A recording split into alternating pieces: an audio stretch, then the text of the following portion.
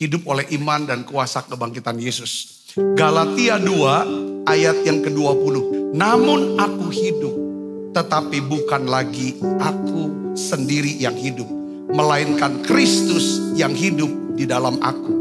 Dan hidupku yang kuhidupi sekarang di dalam daging adalah hidup oleh iman dalam Anak Allah yang telah mengasihi aku dan yang telah menyerahkan dirinya untuk aku. Kita nih hidupnya dalam budaya yang lebih banyak hidupnya mengandalkan perasaan. Jadi kita cenderung saudara hidup oleh perasaan, bukan oleh iman. Padahal Alkitab mengatakan seharusnya kita hidup oleh iman. Pertanyaannya begini saudara yang perlu kita tanya. Mengapa kita harus hidup dengan iman atau oleh iman? Bukan hidup dengan perasaan. Kalau saya hidup dengan mengandalkan perasaan saya tahu perasaan ini bisa berubah-berubah. Perasaan itu tidak bisa diandalkan, tidak bisa dipercayai. Ya karena dia berubah-berubah. Dan terkadang perasaan itu bisa menipu kita. Hati manusia atau perasaan tidak dapat diduga. Ya, paling licik dari segala-galanya dan terlalu parah penyakitnya. Kalau kita hidup mengandalkan perasaan, kita nggak bisa sukses.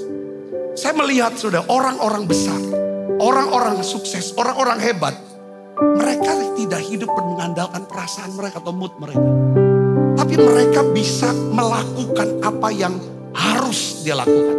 Orang yang hidup oleh iman, dengan iman, ya saudara, dia akan bertekun melakukan firman Tuhan.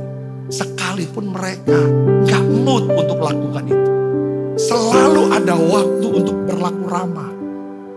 Itu orang yang hidup dengan iman. Nah orang yang hidup dengan iman, dia dikendalikan oleh Tuhan dan firman Tuhan. Selalu ada waktu untuk mengampuni, itu hidup dengan iman. Selalu ada waktu untuk berlaku murah hati. Musa hidup oleh iman, bukan hidup oleh perasaan. Setiap kita pasti menghadapi, sama seperti apa Musa, pilihan-pilihan. Kita mau hidup berdasarkan perasaan atau berdasarkan iman. Mantan hidup oleh iman itu apa? Iman dapat menentukan seberapa banyak yang dapat dilakukan Tuhan dalam hidup kita. Semakin besar iman percaya kita, semakin besar mujizat, semakin besar berkat, semakin besar pengaruh. Saudara, kedahsyatan Tuhan terjadi dalam hidup kita. Yang percaya katakan amin. Jadi kalau kita ingin melibatkan Tuhan dalam kehidupan kita sehari-hari, kita harus hidup dengan iman, bukan dengan mengandalkan perasaan. Sekarang pertanyaannya, definisi iman itu apa? Hidup oleh iman itu apa maksudnya? Ibrani 11 ayat 1 katakan, iman adalah dasar dari apa? Segala sesuatu yang kita harapkan. Kalau saudara ada sesuatu yang saudara harapkan, dasarnya apa? Ini ada firman, iman itu apa? Memvisualisasikan masa depan. Iman adalah mengimajinasikan sesuatu sebelum hal itu terjadi. Iman adalah apa? Mempercayai bahwa kita telah menerimanya bahkan sebelum kita melihatnya. Katakan amin saudara. Jadi seberapa banyak kita dapat hidup dengan iman, seberapa banyak saudara bisa hidup dengan iman. Dengar baik saudaraku, ya kan? Hal itu sangat ditentukan oleh apa? Level hubungan kita dengan Tuhan. Semakin saudara erat, semakin saudara suka cari Tuhan, suka ibadah seperti ini, suka doa, suka muji, suka menyembah, suka masuk hadirat, suka baca Alkitab, tiap hari baca Alkitab, suka dengan ada komunitas daripada orang-orang percaya. Semakin saudara cari Tuhan, semakin iman saudara makin tinggi. Semakin saudara tinggi level imannya, hidup saudara pasti lebih tenang. Jadi semakin besar keterlibatan Tuhan dalam hidup kita itu tergantung daripada seberapa besar iman kita. Bukan seberapa besar kita ngandelin perasaan kita. Jangan pakai perasaan. Kadang-kadang kita ini hidup dengan perasaan. Waktu ada perasaan masuk ya wajar, manusia ada perasaan. Tapi jangan andalkan itu. Kita harus punya cara pandang yang positif, bukan cara pandang yang negatif.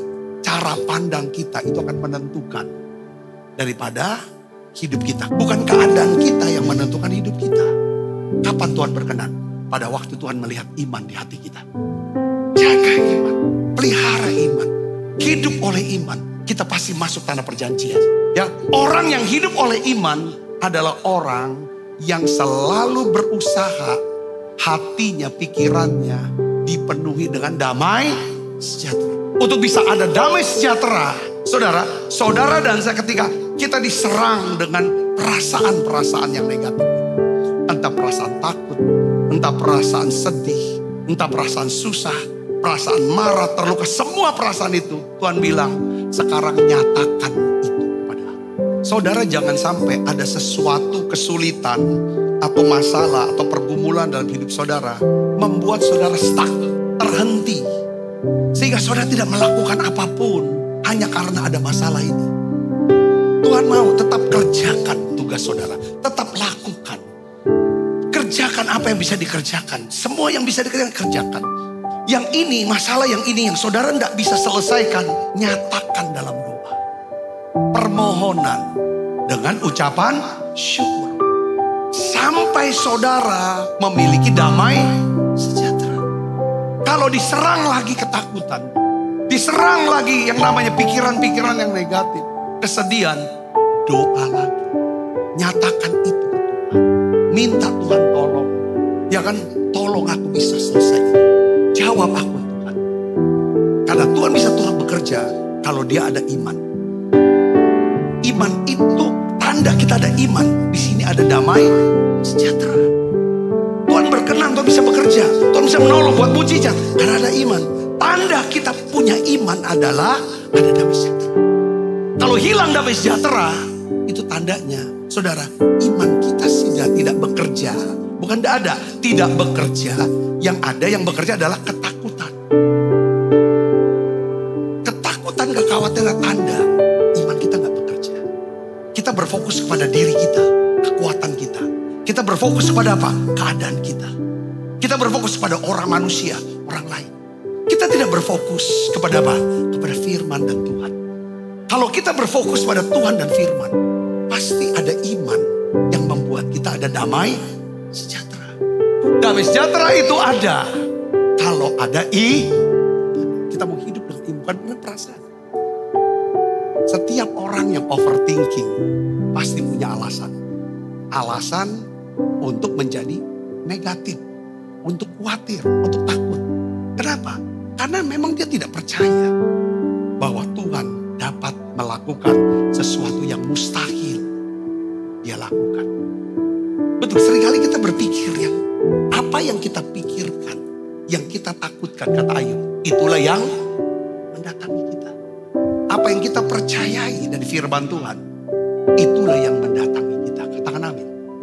Saya ingin tutup dengan kalimat seperti ini, saudara. Kalau saudara diserang dengan ketakutan, khawatiran, dan lain sebagainya, atau mengalami hal-hal yang sulit, saudara, tanamkan di pikiran. Saya selalu ngomong, tidak mungkin Tuhan tidak tolong. Paling penting poinnya adalah bagaimana kita bisa memelihara damai sejahtera. Karena damai sejahtera itu bicara tentang kehadiran Tuhan dalam hidup kita.